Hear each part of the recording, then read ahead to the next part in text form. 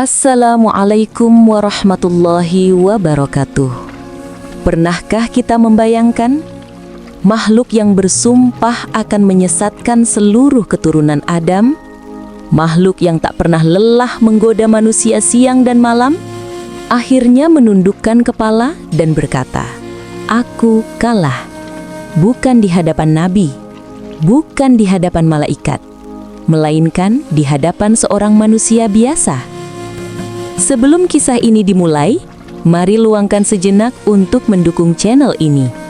Dengan subscribe, like, dan share, semoga setiap kisah yang kami sampaikan menjadi pengingat, penenang hati, dan penambah iman bagi kita semua. Dan sekarang, mari kita mulai kisahnya. Pernahkah kita membayangkan ada satu momen dalam sejarah penciptaan manusia yang sampai hari ini masih berdampak pada setiap detik hidup kita? Sebuah peristiwa yang tidak tercatat dalam kalender, tidak diabadikan dalam bangunan megah, tetapi gaungnya terasa dalam hati setiap manusia yang pernah ragu, tergoda, atau jatuh ke dalam dosa. Momen itu adalah saat iblis bersumpah untuk menyesatkan anak cucu Adam hingga hari kiamat. Kisah ini bukan sekedar cerita tentang makhluk yang durhaka. Ini adalah kisah tentang peperangan panjang antara ketaatan dan kesombongan, antara keikhlasan dan pembangkangan. Dan di akhir kisah panjang itu, kelak akan ada manusia yang membuat iblis mengakui kekalahannya. Namun untuk sampai ke sana, kita harus kembali ke awal mula segalanya. Sebelum melanjutkan kisah ini lebih jauh, mari kita luangkan sejenak untuk mendukung channel ini. Dengan menekan tombol subscribe, memberikan like, dan membagikan video ini, semoga setiap kisah yang kami sampaikan bisa menjadi pengingat, penenang, dan jalan kebaikan bagi siapapun yang mendengarnya. Dukungan kecil dari Anda bisa menjadi sebab tersebarnya manfaat yang besar. Kisah ini dimulai jauh sebelum manusia pertama menginjakkan kaki di bumi. Saat itu, langit dipenuhi tasbih dan seluruh makhluk tunduk pada perintah Allah tanpa ragu. Di antara mereka, ada satu makhluk yang dikenal rajin beribadah. Ia bukan malaikat, tetapi Allah mengangkat derajatnya karena ketaatan dan ibadahnya yang panjang. Makhluk itu adalah iblis. Iblis mengenal sujud, mengenal puasa, mengenal doa. Ia menyaksikan keagungan langit dan merasakan nikmatnya dekat dengan Allah. Namun di dalam hatinya, tersimpan sesuatu yang perlahan tumbuh tanpa ia sadari. Rasa bangga pada dirinya sendiri. Ia mulai memandang ibadahnya sebagai keistimewaan, bukan sebagai karunia. Ketika Allah menciptakan Adam dari tanah dan meniupkan ruh ke dalamnya, seluruh makhluk langit diperintahkan untuk sujud sebagai bentuk penghormatan. Perintah itu sederhana, jelas, dan penuh hikmah. Semua malaikat tunduk tanpa bertanya. Mereka tidak menimbang asal-usul, tidak membandingkan diri, tidak merasa lebih pantas. Namun, iblis berhenti. Di hadapan perintah Allah, ia tidak sujud, bukan karena lupa, bukan karena tidak mendengar, melainkan karena merasa lebih mulia. Ia berkata bahwa dirinya diciptakan dari api, sementara Adam dari tanah. Dalam pikirannya, api lebih tinggi, lebih bersih, dan lebih kuat. Pada saat itulah kesombongan mengalahkan ketaatan. Penolakan itu bukan hanya pembangkangan, tetapi pernyataan sikap. Iblis memilih egonya dibanding perintah Tuhannya. Dan sejak detik itu, ia jatuh dari kemuliaan menuju kehinaan. Allah mengusirnya dari rahmatnya. Namun iblis tidak langsung binasa. Ia meminta satu hal, penangguhan waktu hingga hari kiamat. Bukan untuk bertaubat, melainkan untuk membalas dendam. Dan Allah mengabulkan permintaannya sebagai bagian dari ketetapannya. Di hadapan Allah, iblis bersumpah dengan penuh kebencian. Ia berjanji akan mendatangi manusia dari depan, belakang, kanan, dan kiri. Ia akan menghiasi keburukan agar terlihat indah. Ia akan membuat dosa terasa ringan dan ketaatan terasa berat. Tujuannya satu, menyesatkan sebanyak mungkin keturunan Adam. Namun dalam sumpah itu, ada satu kalimat yang sebenarnya menjadi pengakuan kelemahan iblis. Ia berkata bahwa ia tidak akan mampu menyesatkan hamba-hamba Allah yang ikhlas. Kalimat itu mungkin terdengar kecil, tetapi maknanya sangat besar. Disitulah batas kekuatannya. Sejak saat itu, Bumi menjadi tempat ujian. Manusia tidak lagi hidup dalam ruang yang netral. Setiap langkah diiringi pilihan. Setiap keputusan mengandung konsekuensi. Dan di balik semua itu, ada bisikan yang tak pernah berhenti, mengajak manusia untuk lupa, lalai, dan merasa aman dari dosa. Banyak manusia tidak sadar bahwa perjuangan terbesar dalam hidup bukan melawan orang lain, melainkan melawan bisikan yang muncul dalam hati sendiri. Bisikan yang tidak memaksa, tetapi membujuk, tidak mengancam, tetapi meyakinkan. Dan di tengah miliaran manusia yang lahir silih berganti, ada satu jenis manusia yang selalu membuat iblis gusar, bukan karena kekuatannya, bukan karena ilmunya, tetapi karena hatinya yang terus kembali kepada Allah. Manusia yang jika jatuh, ia bangkit. Jika salah, ia menyesal.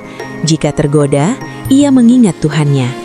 Di antara manusia-manusia itulah, kelak akan lahir satu hamba yang membuat iblis berhenti melangkah. Seorang manusia biasa, tanpa gelar dan tanpa sorotan, tetapi dengan iman yang teguh dan hati yang hidup. Namun, kisah tentang manusia itu belum dimulai. Untuk saat ini, peperangan masih berlangsung. Iblis masih menebar sumpahnya, dan manusia masih diuji setiap hari, seringkali tanpa menyadari bahwa dirinya sedang berada di medan pertempuran. Jika iblis harus menyusun daftar manusia yang paling ingin ia jatuhkan, maka manusia ini pada awalnya tidak akan masuk di dalamnya. Ia tidak terkenal, namanya tidak disebut-sebut, hidupnya tidak menonjol di mata manusia. Ia hanyalah satu dari sekian banyak hamba yang berjalan di bumi dengan langkah sederhana. Ia lahir dari keluarga biasa, tidak bergelimang harta, tetapi juga tidak tenggelam dalam kemiskinan yang memaksa. Sejak kecil, ia sudah mengenal apa itu susah dan apa itu cukup. Hidup mengajarkannya bahwa tidak semua keinginan harus terpenuhi, dan tidak semua luka perlu diumbar. Ia tumbuh sebagaimana manusia lain tumbuh, pernah lalai, pernah salah, dan pernah tergelincir. Ia bukan manusia tanpa dosa. Justru ia sangat sadar bahwa dirinya penuh kekurangan. Namun ada satu kebiasaan kecil yang terus ia jaga sejak lama. Setiap kali ia salah, ia kembali. Setiap kali ia jatuh, ia menyesal. Dan setiap kali ia sadar, ia mengingat Allah. Di mata iblis, manusia seperti ini biasanya mudah ditaklukkan. Mereka bukan orang alim yang kuat ilmunya, bukan pula ahli ibadah yang disiplin sejak awal. Mereka adalah manusia yang masih sering berperang dengan hawa nafsunya sendiri. Biasanya, 1 atau 2 godaan saja sudah cukup untuk membuat mereka terjatuh lebih jauh. Maka iblis mendekatinya dengan cara paling umum. Ia datang saat manusia itu lelah. Ia membisikkan, "Nanti saja sholatnya, kau capek." Ia datang saat manusia itu sendiri. Ia berkata, "Tak ada yang melihat, tak apa." Bisikan itu tidak kasar, tidak memaksa, bahkan terdengar masuk akal. Iblis memang tidak pernah datang membawa kejahatan yang tampak jelas. Ia selalu datang dengan alasan yang terasa wajar. Pada beberapa kesempatan, manusia itu sempat hampir tergelincir. Tangannya berhenti sejenak, pikirannya bimbang, hatinya goyah. Namun selalu ada satu momen kecil yang mengubah arah langkahnya. Ia menarik nafas, mengucap istighfar, lalu mundur. Bukan karena ia suci, bukan karena ia kuat, tetapi karena ia takut kehilangan hubungan dengan Allah. Setiap kali iblis berhasil mendekat, manusia ini justru semakin sering mengingat Tuhannya. Setiap kali godaan datang, doanya menjadi lebih panjang. Setiap kali rasa malas muncul, ia memaksakan diri untuk tetap berdiri meski dengan tubuh yang letih. Hari demi hari berlalu, iblis mulai memperhatikan pola yang tidak biasa. Manusia ini tidak selalu menang, terkadang ia kalah, terkadang ia jatuh. Namun yang membuat iblis resah adalah satu hal, manusia ini tidak pernah betah berada dalam dosa. Ia tidak berlama-lama menikmati kesalahan, ia tidak mencari pembenaran, ia tidak menunda taubat dengan alasan waktu. Begitu sadar, ia kembali. Iblis sangat mengenal manusia. Ia tahu bahwa banyak dosa besar berawal dari satu dosa kecil yang dibiarkan, dari satu kesalahan yang dianggap sepele, dari satu kelalaian yang tidak disesali. Namun pada manusia ini, pintu itu selalu tertutup dengan cepat. Saat ia terjatuh, ia merasa bersalah. Saat ia merasa bersalah, ia berdoa. Saat ia berdoa, ia merasa diawasi Allah. Dan disitulah kekuatan iblis melemah. Manusia ini bukan tipe yang ibadahnya selalu sempurna. Sholatnya kadang tergesa, bacaannya kadang pendek, namun hatinya selalu hadir. Ia tidak merasa aman dari murka Allah, tetapi juga tidak berputus asa dari rahmat-Nya. Dalam kesibukan dunia, ia tetap menyisakan waktu untuk duduk sendiri, menundukkan kepala, dan berbicara kepada Tuhannya tanpa saksi. Ia mengadu tentang lelahnya hidup, tentang pikirannya yang sempit dan tentang imannya yang naik turun. Dan setiap pengaduan itu membuat hubungannya dengan Allah semakin hidup. Iblis mulai merasa ada yang berbeda. Ia sudah terlalu lama menggoda manusia, dan ia tahu tanda-tandanya. Manusia yang paling mudah dijatuhkan adalah mereka yang merasa dirinya sudah baik, yang merasa dosanya kecil, yang merasa taubat bisa ditunda. Namun manusia ini tidak pernah merasa aman. Ia selalu merasa dirinya bisa salah, dan karena itu, ia selalu waspada. Dalam satu kesempatan, iblis mencoba jalan lain. Ia tidak lagi membujuk pada dosa besar. Ia mengajak pada kelalaian kecil, mengurangi sedikit demi sedikit kualitas ibadahnya, membuatnya merasa cukup dengan amal seadanya. Namun setiap kali manusia itu merasa amalnya biasa saja, ia justru merendahkan dirinya di hadapan Allah. Ia tidak merasa hebat, ia tidak merasa sudah sampai. Ia terus meminta agar Allah menjaga hatinya. Perlahan, tanpa disadari manusia itu sendiri, ia membangun benteng yang sulit ditembus. Benteng itu bukan ilmu yang tinggi, bukan hafalan yang banyak, tetapi kesadaran yang terus hidup bahwa ia adalah hamba yang membutuhkan Tuhannya setiap saat. Iblis mulai kesal. Ia tidak memberinya kepuasan, tidak memberi kemenangan besar, tidak memberi rasa bangga. Setiap usaha hanya menghasilkan kelelahan. Setiap strategi berakhir dengan istighfar. Dan di titik inilah iblis mulai melakukan sesuatu yang jarang ia lakukan. Ia meningkatkan permainan. Ia tidak lagi sekedar membisik. Ia mulai menyiapkan ujian yang lebih berat. Ujian yang tidak menyasar nafsu, tetapi menyasar hati. Karena iblis tahu, jika iman manusia ini runtuh, maka pintu akan terbuka lebar. Namun ia belum sadar bahwa ujian itulah yang justru akan mengantarkannya pada pengakuan paling pahit dalam keberadaannya. Iblis memahami satu hal yang sangat baik. Tidak semua manusia jatuh karena dosa. Sebagian besar justru runtuh karena ujian. Ketika kesenangan tidak lagi menggoda, penderitaanlah yang sering membuat manusia goyah. Maka jika bisikan tak lagi mempan, jalan berikutnya adalah mengguncang hidup. Ujian pertama datang perlahan, hampir tak terasa. Rezeki manusia itu mulai terasa sempit. Pekerjaan yang selama ini cukup untuk memenuhi kebutuhan sehari-hari, tiba-tiba tak lagi memberi ketenangan. Penghasilan berkurang, peluang tertutup, dan usaha yang ia jalani seakan berjalan di tempat. Tidak sampai membuatnya kelaparan, tetapi cukup untuk membuat pikirannya penuh. Di saat banyak manusia mulai mengeluh dan menyalahkan keadaan, ia memilih diam. Bukan karena tak merasa berat, tetapi karena ia tahu keluhan yang tak diarahkan pada Allah hanya akan menambah luka. Di malam hari ketika dunia mulai sunyi, ia mengangkat tangannya dan berkata dengan jujur, "Ya Allah, aku lelah." Iblis mendekat. Ia membisikkan kalimat yang sering berhasil pada banyak manusia. "Untuk apa kau terus bertahan? Bukankah doamu tak juga mengubah apa-apa?" Bisikan itu tidak kasar, tidak memaksa, dan justru terdengar seperti suara hatinya sendiri. Manusia itu terdiam lama. Pertanyaan itu terasa tajam. Namun alih-alih menjawab dengan amarah, ia menjawab dengan sujud yang lebih lama dari biasanya. Ia tidak memiliki jawaban yang pintar, hanya keyakinan bahwa Allah tidak pernah salah. Ujian kedua datang lebih dalam, bukan pada harta, tetapi pada hubungan. Orang-orang yang dulu dekat perlahan menjauh. Beberapa salah faham tidak pernah selesai. Ada yang berubah sikap tanpa penjelasan. Ada yang datang hanya ketika membutuhkan, lalu pergi ketika ia membutuhkan. Rasa sepi itu menusuk. Iblis kembali membisikkan, "Lihat, kau sendirian. Untuk apa kau tetap bersabar?"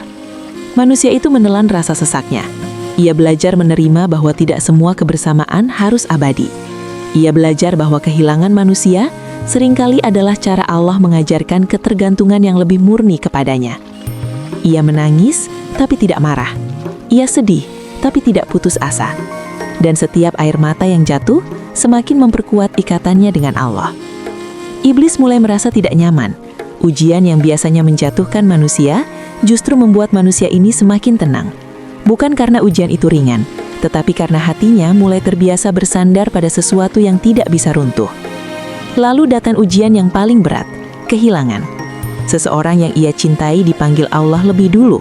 Tidak ada tanda panjang, tidak ada perpisahan yang cukup, hanya satu kabar yang membuat dunia terasa berhenti sejenak. Di saat itu, iblis yakin ini akan menjadi celah terbesar. Ia menunggu kemarahan, ia menunggu penolakan terhadap takdir, ia menunggu kalimat yang penuh protes.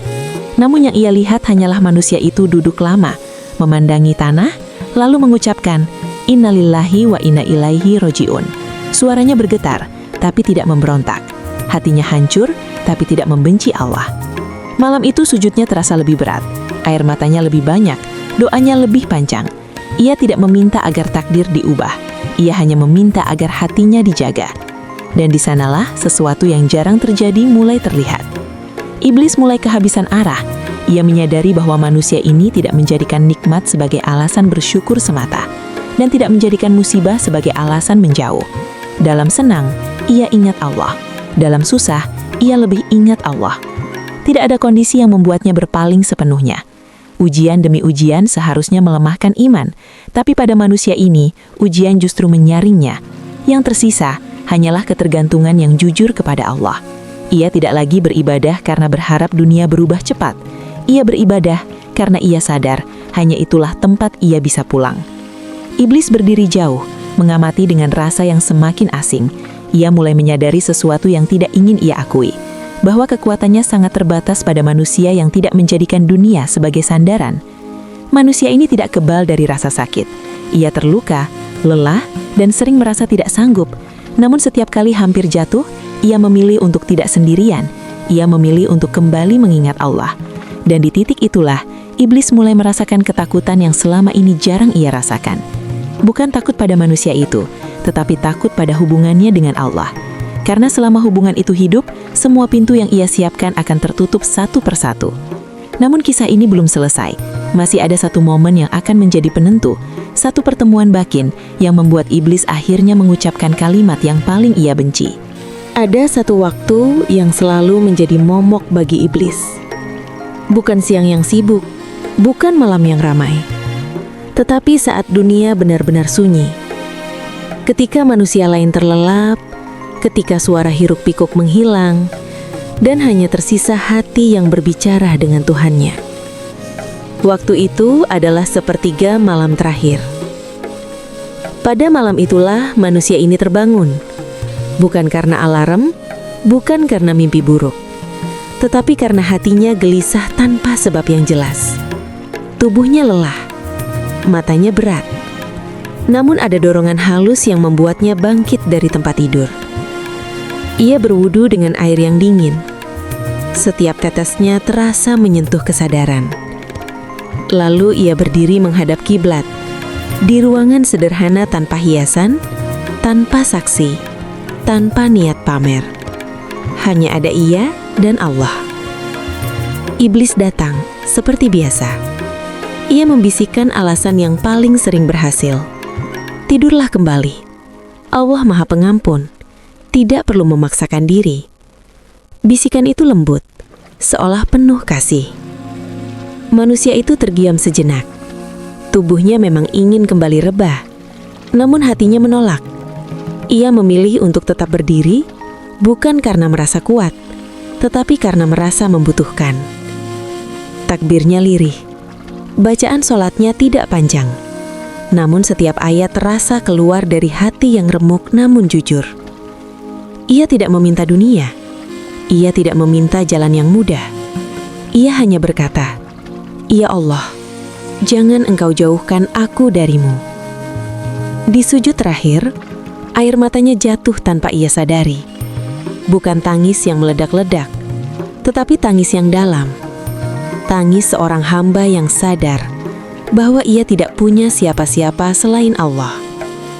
Di saat itulah iblis berhenti membisikkan apapun.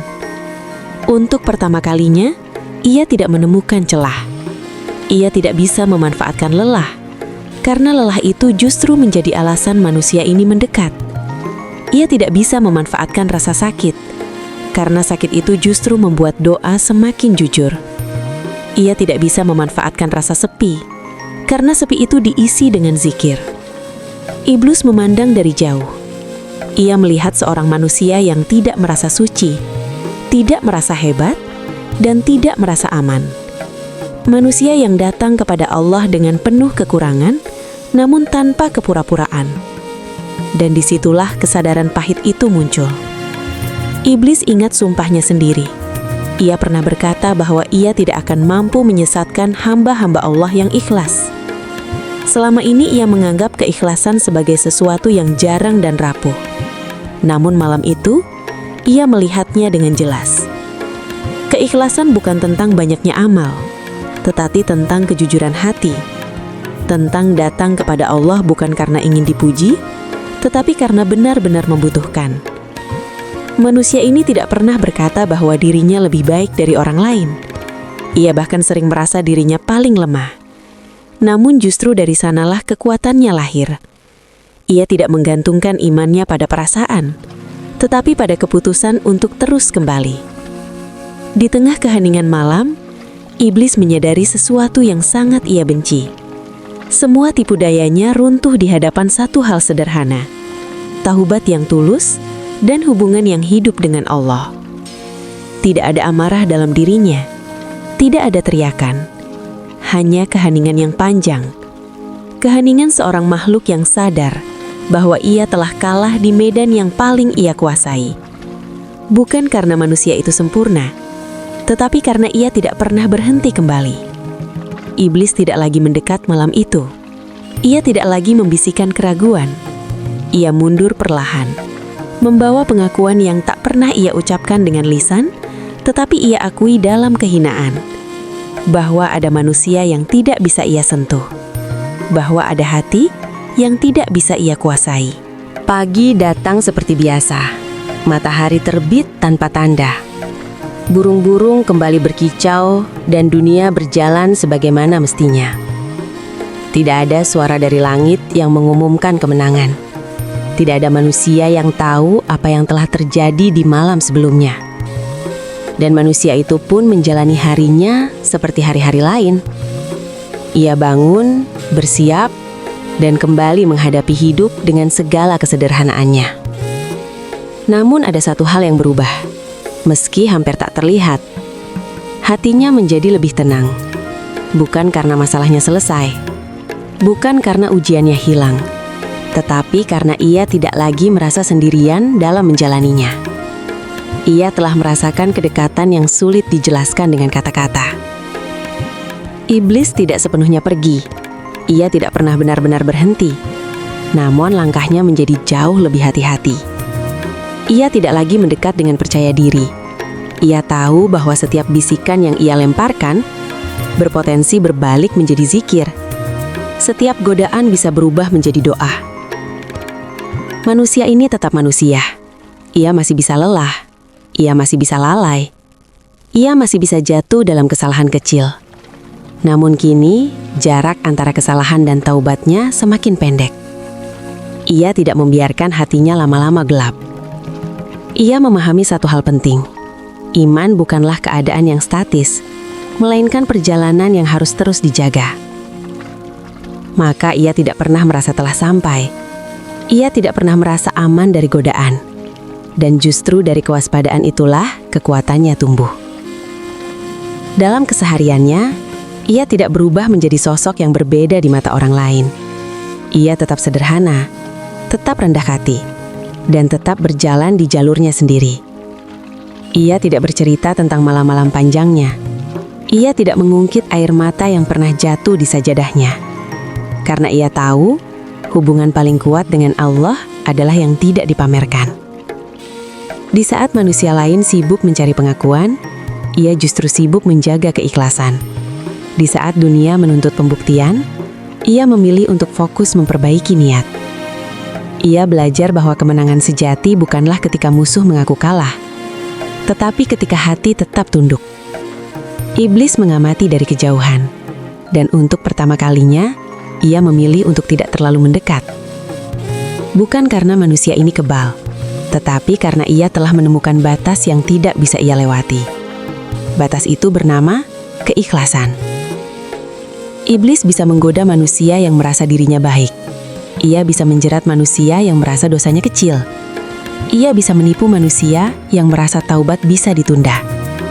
Tetapi pada manusia yang sadar bahwa dirinya lemah, semua tipu daya itu kehilangan bentuk. Dan disitulah pengakuan paling jujur itu muncul dalam dirinya. Aku mampu menyesatkan banyak manusia, tetapi bukan hamba yang terus kembali kepada Tuhannya. Pengakuan itu tidak pernah terdengar oleh telinga manusia, tidak tercatat dalam tulisan, namun dampaknya nyata. Setiap kali manusia ini hampir jatuh, ia teringat bahwa ia tidak sendirian, bahwa Allah selalu membuka pintu selama ia mau kembali. Kemenangan ini tidak membuatnya sombong. Justru sebaliknya, ia semakin takut jika suatu hari hatinya mengeras. Maka ia terus menjaga sholatnya, meski sederhana. Terus menjaga istighfarnya, meski singkat. Terus menjaga doanya, meski lirih. Karena ia tahu, selama hubungan itu hidup, iblis tidak akan pernah benar-benar menang. Dan dari kisah ini, kita belajar satu pesan penting, bahwa iblis tidak takut pada manusia yang merafa dirinya suci. Ia takut pada manusia yang jujur dengan kelemahannya dan tidak berhenti kembali kepada Allah. Jika hari ini kita masih berjuang melawan godaan, itu tanda iman masih ada. Jika kita masih merasa bersalah setelah berbuat salah, itu tanda hati belum mati. Jangan pernah putus asa dari rahmat Allah, karena setiap taubat yang tulus adalah kekalahan bagi iblis. Semoga kisah ini menjadi pengingat bagi kita semua. Terima kasih telah menyimak hingga akhir. Jangan lupa untuk mendukung channel ini dengan subscribe, like, dan share agar lebih banyak hati yang tergerak dan diingatkan. Wassalamualaikum warahmatullahi wabarakatuh.